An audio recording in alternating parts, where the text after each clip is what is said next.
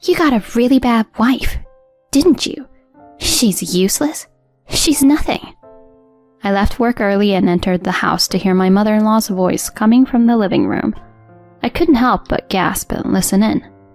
"She's getting a big inheritance, so there's no need to be stingy with it. I do most of the housework. I even iron her shirts. But I do it so that I can spend her inheritance." She's apparently talking about me. My mother-in-law is talking about me. I was astonished by my mother-in-law's words. My mother-in-law is usually very kind and considerate. She even took the initiative in doing the housework. I had never heard her talk like this before. She called me a bad and useless daughter-in-law. Was my mother-in-law really like this? And by inheritance, does she mean the inheritance I received from my aunt? I quietly approached the living room with light footsteps so that she wouldn't notice. "If I didn't have the inheritance, I wouldn't have taken her as my daughter-in-law. She's a plain, uninteresting girl, the kind you can't boast about to your neighbors. But it's all about the money. I gotta be patient." Patient? Huh. My mother-in-law kept bad-mouthing me after that. I wondered who she was talking to. I gasped at the figure I saw when I quietly peeked inside. And then my mother-in-law grinned and put her hands together. "Actually, this is about her aunt who died and left her the inheritance." I almost screamed and quickly covered my mouth as my mother-in-law told the story. No way. No way. My name is Sally, a 28-year-old housewife. I met my husband David at a blind date that one of my coworkers invited me to, and we hit it off and started dating. My parents died in an accident when I was very young, and my aunt Nikki, my father's sister, took me in and raised me. My aunt was divorced when she was young, but she was a successful businesswoman. She raised me strictly, kindly, lovingly, and carefully. She also helped me to get through college. With my first salary as a working adult, I treated my aunt to dinner as a token of my gratitude. Then, my aunt was diagnosed with cancer. By the time we found out, it had already metastasized and there was nothing we could do. She was given a short life expectancy.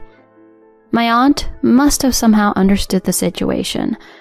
The company was left in the hands of someone she trusted, and no major problems occurred.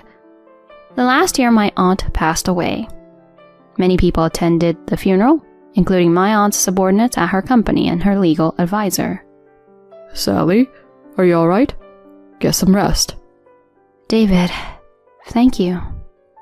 I was so exhausted and depressed after losing my only family member, but David supported me. David was my boyfriend at the time. He has supported me ever since. David is really kind. I want to live with him forever. After that, he proposed to me, and I decided to marry him. When I went to his house to greet his parents, my mother-in-law welcomed me warmly. "I would be very happy if you would come to be his bride," she said happily and hospitably. I had met my mother-in-law several times, and she had visited me at my house as well. But we had never talked about my family. So, I took this opportunity to tell her about my parents, that they have passed away. I also confided in her that my aunt who raised me also passed away last year. My mother-in-law did not give me a sour look, but rather embraced me with tears in her eyes and told me how hard it must have been for me. I was relieved to hear that my mother-in-law was so kind. "So, I'd like to talk to you about something.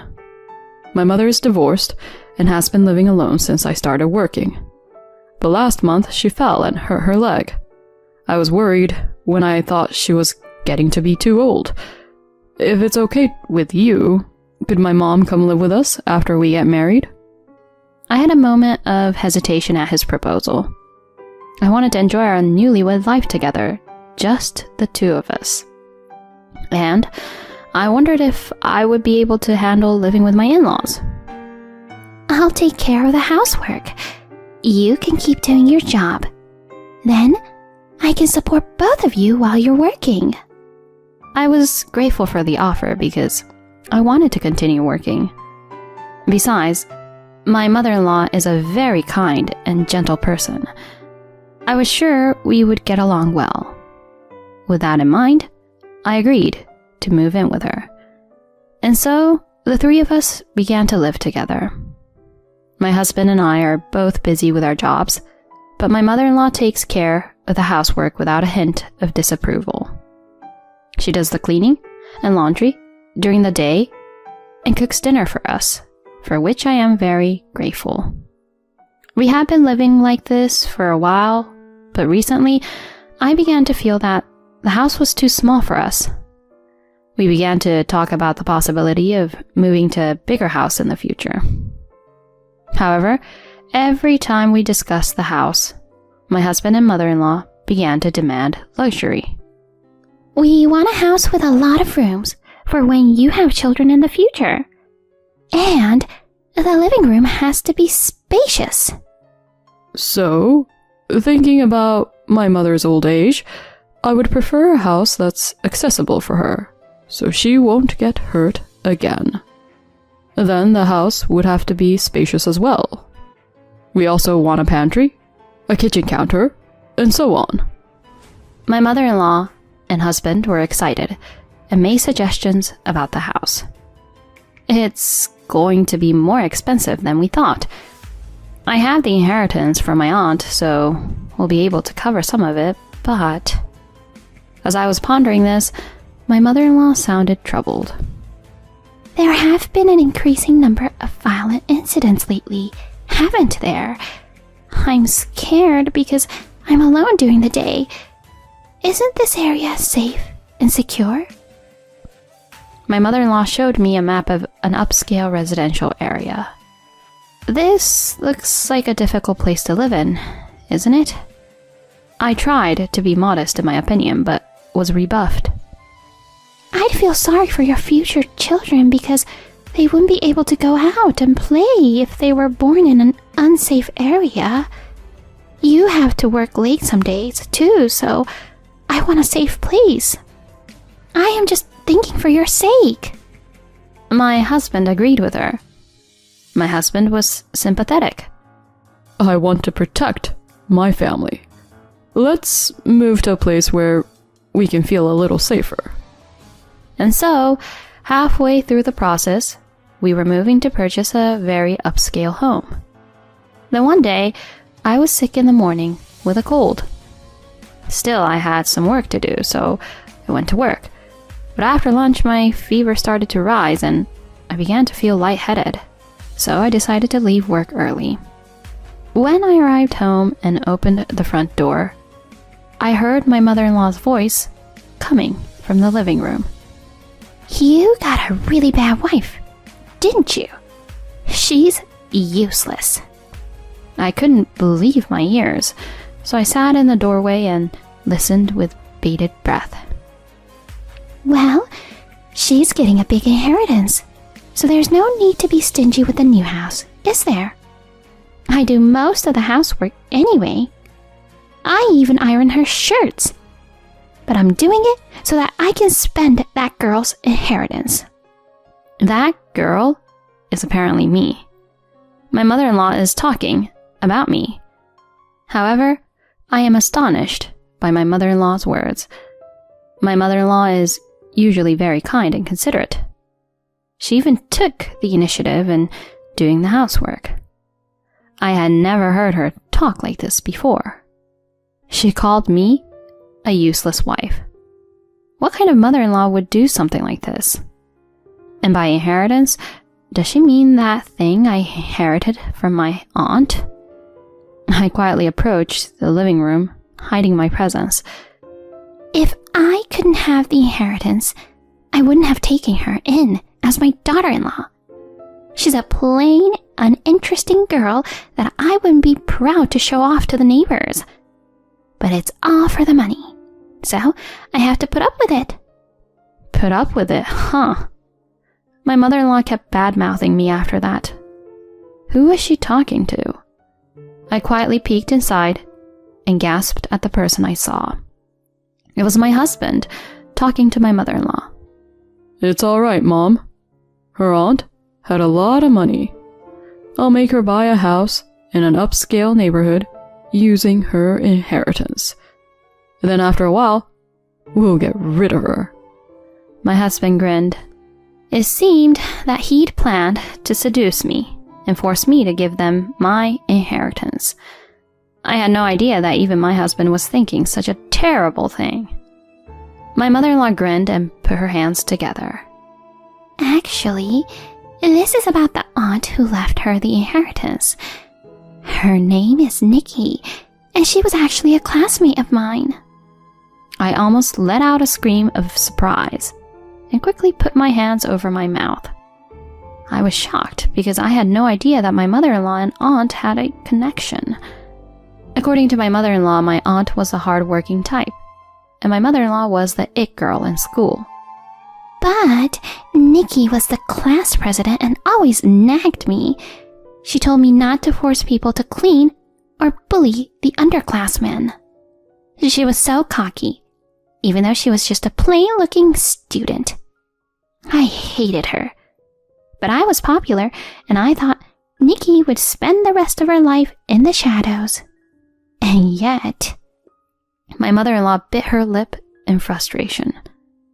She met my aunt at a class reunion 20 years ago, and she had gone from a simple, scruffy student to a company owner. She saw my aunt being praised by everyone around her, even though they were both divorcees. She was so frustrated and embarrassed to see how much difference there was between them.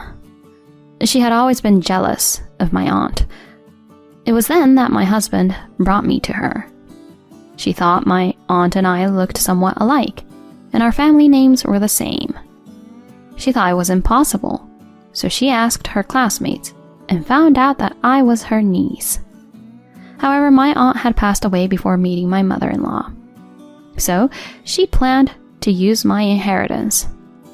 Her injury was also a lie to make me feel sorry for her. "I was glad you were aware of the inheritance. I never would have married Sally otherwise." isn't that right? I went to your room once when you were living together. I secretly looked at Sally's bank documents. I saw that she had a huge amount of money saved up. I was shocked to see the two of them laughing together, but gradually I grew angry. They were both after my inheritance. She had been so kind to me, let me marry David, and taken care of the housework, all for the purpose of using my inheritance. I can't forgive them. Watch me. I'm going to pay you back double. The next day I smiled and said to them, "I found the perfect place for you two. I have already made a down payment." When I told them this, both my mother-in-law and husband were overjoyed to find a house in a high-class residential area. On the day of the move, I had to go to work in the morning for a work-related reason, so I was out of the house from the morning.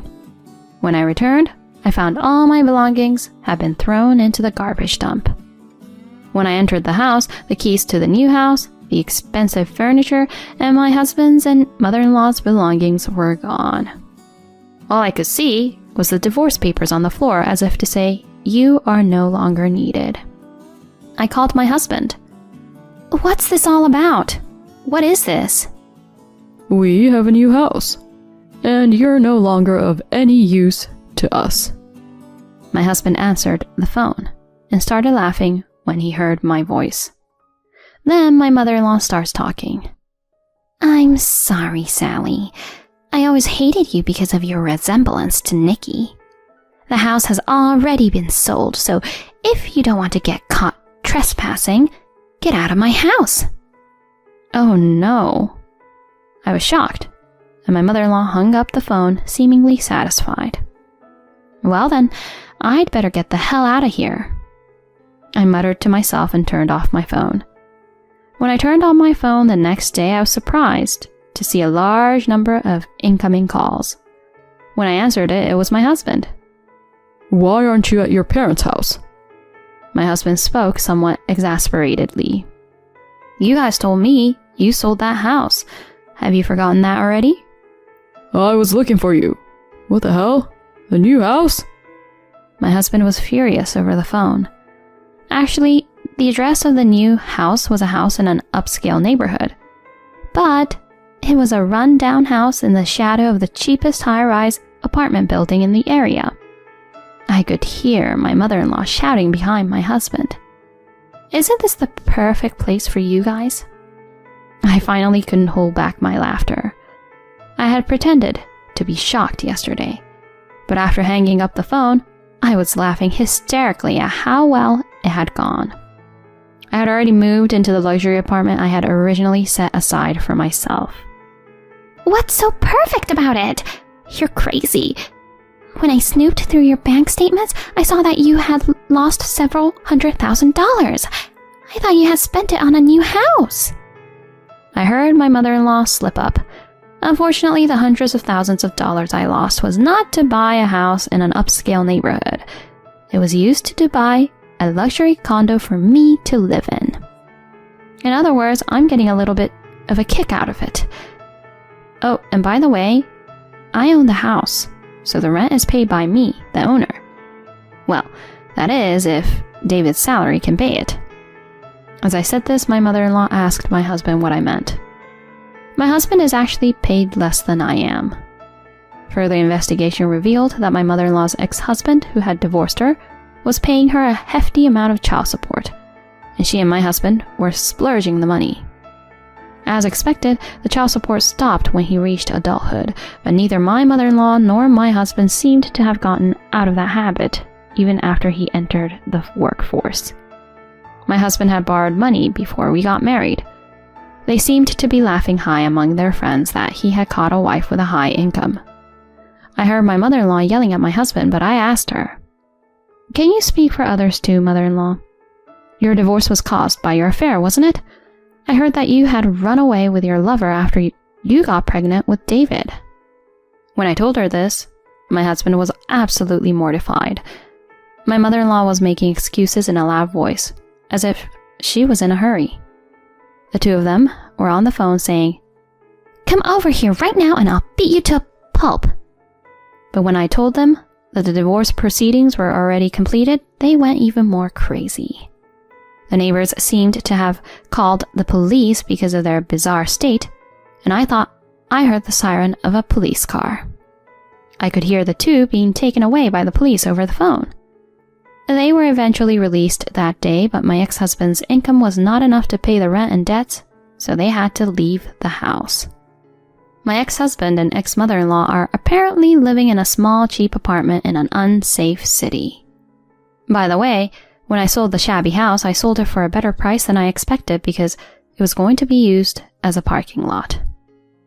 After that, my ex-husband, who did not know my current address, sent a letter to my company. The contents of the letter stated that since we were a married couple, I was obligated to hand over half of my property if we were to get a divorce. It also said that I was obligated to repay any debts owed to my husband. I wondered what this person was saying. Oh well, let's leave it to the lawyers. I decided to leave this matter to the lawyer who was the general counsel of my aunt's company. According to the lawyer who went to see them, my ex-mother-in-law turned pale as soon as she saw the lawyer. In fact, the lawyer was a former student who had been harassed by my ex-mother-in-law. He had been a good partner of my aunt as her legal advisor. My ex-mother-in-law didn't seem to know that much about him. "If you keep hanging around Sally any longer, I'm going to crush you both to the ground." The lawyer intimidated them in a low voice and laughed. "The wife is not obligated to repay any debts incurred before the marriage. Furthermore, David is not entitled to her inheritance, since she inherited it before the marriage." He told my ex-husband that. He also told my ex-mother-in-law. "Nikki is a person who built up her assets through her own efforts, unlike you. You cheated on your husband, so don't think you're on the same level as her." When he said this, my ex-mother-in-law just looked down with a blue face, unable to say anything back. After that, my husband got into debt again and went around trying to get money, but it seems that even his friends gave up on him. Finally, when he followed a colleague at work to borrow money, he was reported to the appropriate department. He was eventually forced to resign. He is now living with my ex-mother-in-law in a very poor state They have been having fierce parent-child fights every day, and the police are often called by neighbors. But they have no choice but to live together because they don't have money. Even if they sold the things they had bought with their own money, their debts did not decrease. They couldn't give up on my inheritance and came to my office. Of course, they were taken away by the police. I was grateful that my lawyer then worked to get a restraining order against them. I became interested in making more money after selling the land, and I actively studied. Apparently, I had a good sense of what I was doing, so I got a license as a financial planner and learned about investments. Since I started my new job as a financial planner, I am enjoying my job, and I think I don't need to get married for a while.